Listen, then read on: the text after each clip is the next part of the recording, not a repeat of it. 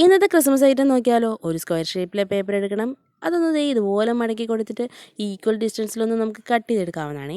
ഞാനെടുത്ത measurement നിങ്ങൾക്ക് അറിയണമെങ്കിൽ 8 centimetre ആണ് എൻ്റെ സ്ക്വയർ.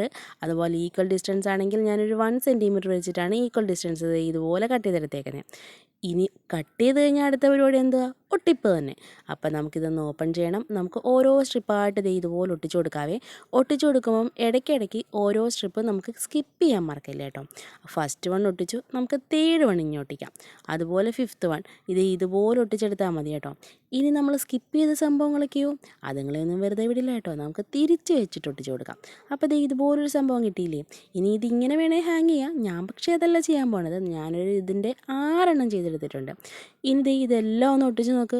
ഒരു കിടുക്കാച്ച സ്റ്റാർ പോലൊരു ഐറ്റം കിട്ടത്തില്ലേ. ഇത് നമ്മുടെ സ്റ്റാർ അല്ല കേട്ടോ താരം. ഇതാണ് 3D സ്റ്റാർ ഫ്ലെക്സ്.